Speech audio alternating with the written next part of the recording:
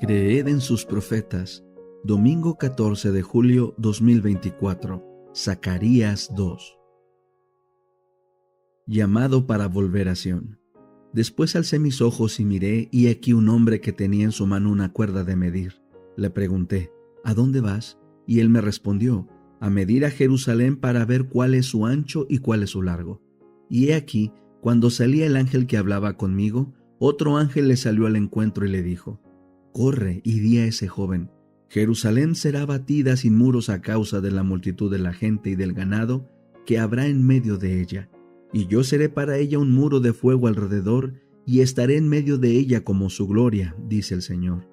Ea, ea, huyan de la tierra del norte, dice el Señor, pues que los esparcí por los cuatro vientos de los cielos, dice el Señor.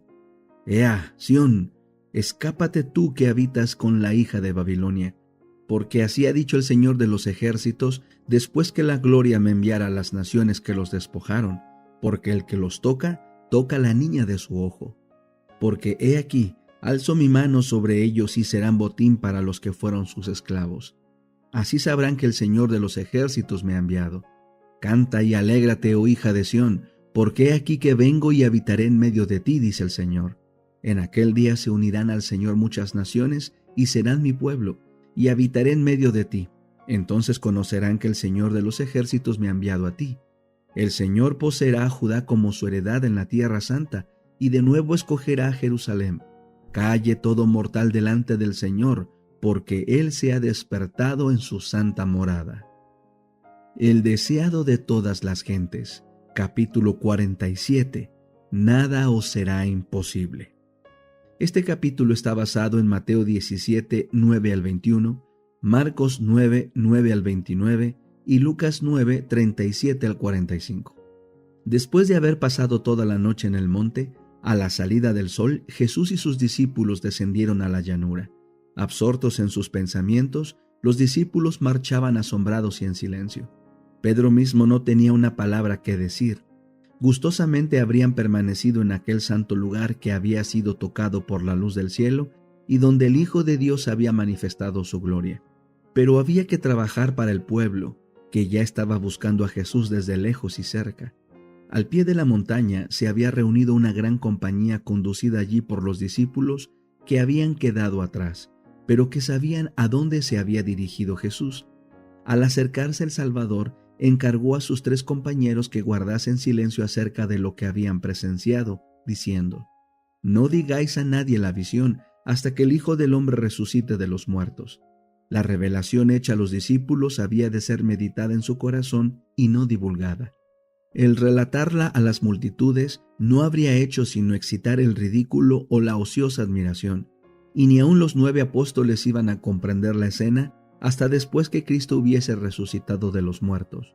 Cuán lentos de comprensión eran los mismos 3 discípulos favorecidos puede verse en el hecho de que, a pesar de todo lo que Cristo había hecho acerca de lo que le esperaba, se preguntaban entre sí lo que significaría el resucitar de entre los muertos. Sin embargo, no pidieron explicación a Jesús. Sus palabras acerca del futuro los habían llenado de tristeza. No buscaron otra revelación concerniente a aquello que preferían creer que nunca acontecería. Al divisar a Jesús, la gente que estaba en la llanura corrió a su encuentro, saludándole con expresiones de reverencia y gozo. Sin embargo, su ojo avisor discernió que estaban en gran perplejidad. Los discípulos parecían turbados. Acababa de ocurrir una circunstancia que les había ocasionado amargo chasco y humillación. Mientras estaban esperando al pie de la montaña, un padre les había traído a su hijo para que lo librasen de un espíritu mudo que le atormentaba. Cuando Jesús mandó a los 12 a predicar por Galilea, les había conferido autoridad sobre los espíritus inmundos para poder echarlos. Mientras conservaron firme su fe, los malos espíritus habían obedecido sus palabras. Ahora, en el nombre de Cristo, ordenaron al espíritu torturador que dejase a su víctima. Pero el demonio no había hecho sino burlarse de ellos mediante un nuevo despliegue de su poder. Los discípulos, incapaces de explicarse su derrota, sentían que estaban atrayendo deshonor sobre sí mismos y su maestro. Y en la muchedumbre había escribas que sacaban partido de esa oportunidad para humillarlos. Agolpándose en derredor de los discípulos, los acosaban con preguntas, tratando de demostrar que ellos y su maestro eran impostores. Allí había un espíritu malo que ni los discípulos ni Cristo mismo podrían vencer, declararon triunfalmente los rabinos. La gente se inclinaba a concordar con los escribas y dominaba a la muchedumbre un sentimiento de desprecio y burla. Pero de repente las acusaciones cesaron. Se vio a Jesús y los 3 discípulos que se acercaban, y con una rápida reversión de sentimientos, la gente se volvió para recibirlos.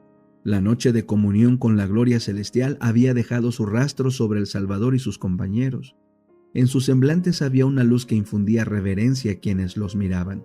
Los escribas se retiraron temerosos, mientras que a la gente daba la bienvenida a Jesús. Como si hubiese presenciado todo lo que había ocurrido, el Salvador vino a la escena del conflicto y, fijando su mirada en los escribas, preguntó: ¿Qué disputáis con ellos? Pero las voces que antes habían sido tan atrevidas y desafiantes permanecieron ahora calladas. El silencio embargaba todo el grupo.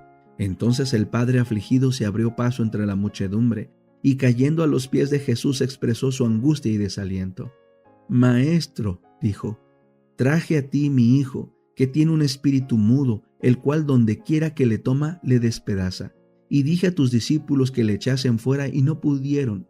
Jesús miró en derredor suyo a la multitud despavorida, a los cavilosos escribas, a los perplejos discípulos. Vio incredulidad en todo su corazón y con voz llena de tristeza exclamó: «Oh generación infiel, ¿hasta cuándo estaré con vosotros? ¿Hasta cuándo os tengo de sufrir?». Luego ordenó al padre angustiado: «Trae tu hijo acá». Fue traído el muchacho, y al posarse los ojos del Salvador sobre él, el espíritu malo lo arrojó al suelo en convulsiones de agonía. Se revolcaba y echaba espuma por la boca, hendiendo el aire con clamores pavorosos. El príncipe de la vida y el príncipe de las potestades de las tinieblas habían vuelto a encontrarse en el campo de batalla. Cristo, en cumplimiento de su misión de pregonar a los cautivos libertad y para poner en libertad a los quebrantados.